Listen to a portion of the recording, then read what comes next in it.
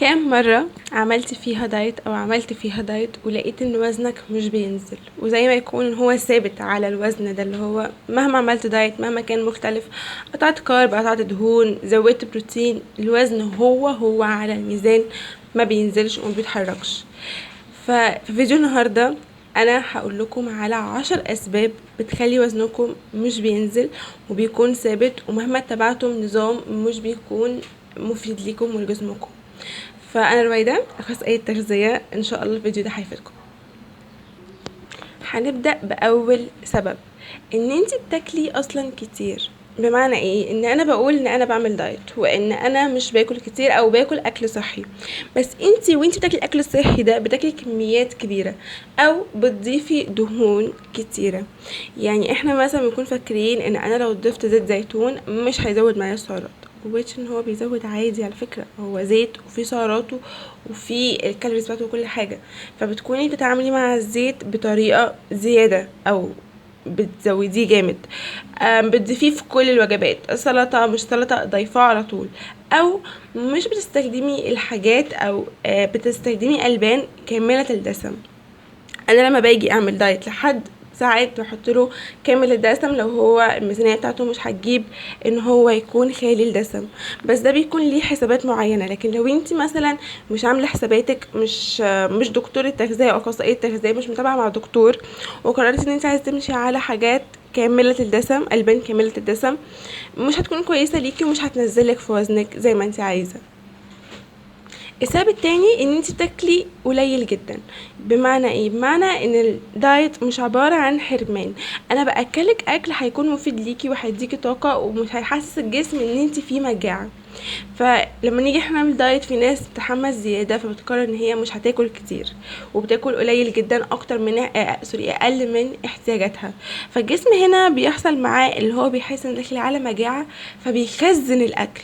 عشان كده ساعات بنقول انه الجسم ذكي جدا، مش لما انت بتيجي مره واحده تضيع عنه اكل او تقللوا الاكل جامد بيعاند معاكي ما بينزلش، بمعنى ان هو بيخزن الاكل ده، بيفتكر ان احنا داخلين على مجاعه فانا هحتاجه، عشان كده وزنك بيكون ثابت مش بينزل.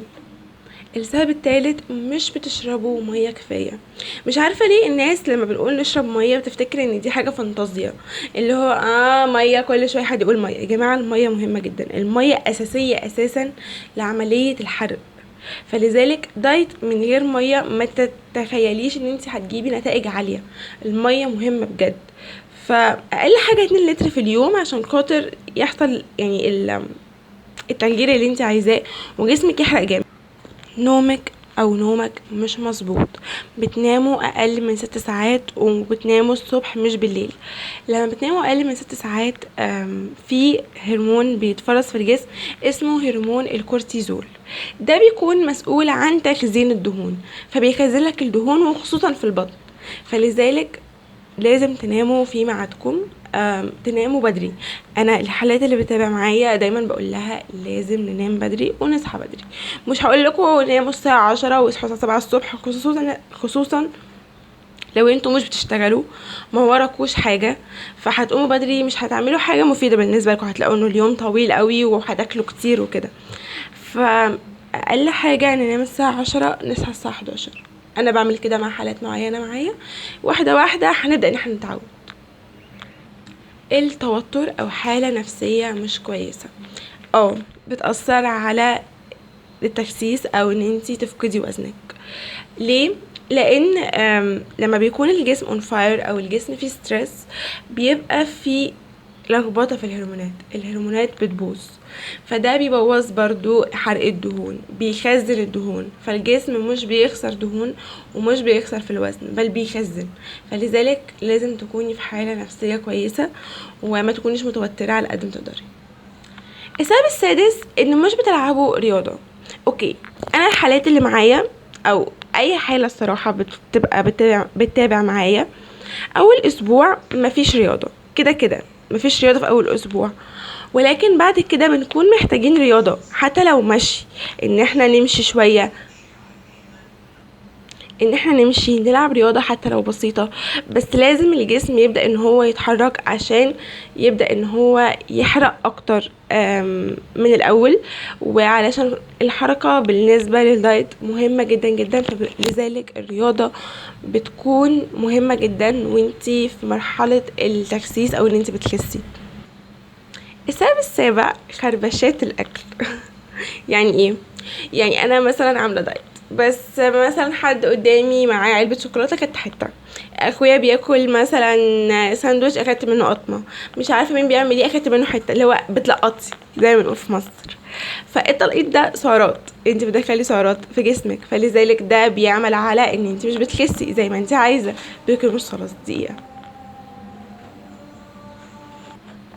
فالتلقيط ده مش كويس في اللايت. حاولي ان انت تكوني بتحسبي كل حاجة بتاكليها، وفي اخر الفيديو هقول لكم على يعني افكار كده هتساعدكم لو انتم مش عايزين تتابعوا مع دكتور تغذية او اخصائية تغذية، تخسوا ازاي مع نفسكم وتكونوا بتحسبوا السعرات.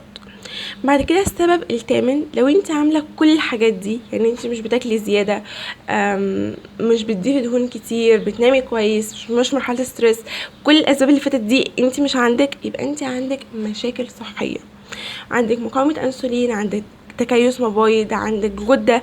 فهنا لازم ان احنا نحلل، هنحلل هنا ونشوف ايه هو السبب ان احنا مش بننزل في الوزن. بعد كده الفكرة السبب التاسع، ان انت بتكوني فاكرة ان انت ماشية صح، وفي الحقيقة ان انت مش ماشية صح. بمعنى ايه؟ ان انت اكلك مش متظبط، او مثلا انت النهارده قطع كارب، بكره بتاكلي كارب، النهارده مزوده بروتين، بكره مقلله بروتين، ده بيكون مش صح للجسم.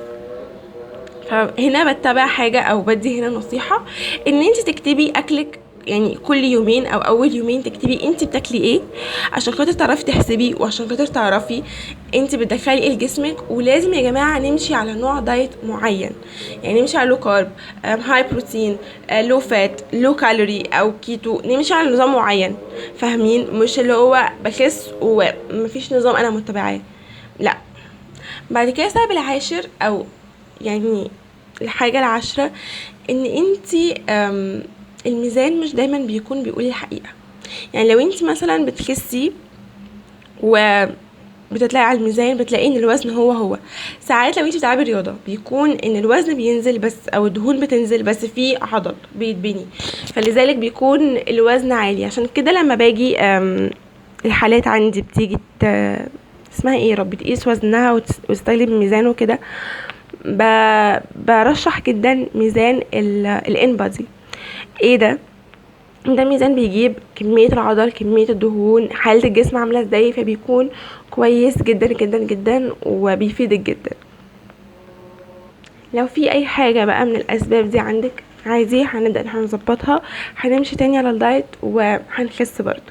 النصيحة او الحاجة اللي كنت عايزة اساعدكم بيها، لو انتوا مش بتابعوا مع دكتور تغذية وعايزين تحسبوا الكالوريز، تنزلوا برنامج ممكن احط لكم افكار منه تحت في الكومنتس، انه بيكون بيساعد على ان انت تحسبي الكالوريز والحاجات اللي انت بتدخليها في جسمك.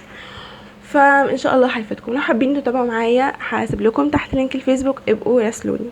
ان شاء الله يكون الفيديو عجبكم، ان شاء الله تكونوا استفدتم، وان شاء الله اشوفكم في فيديو جديد.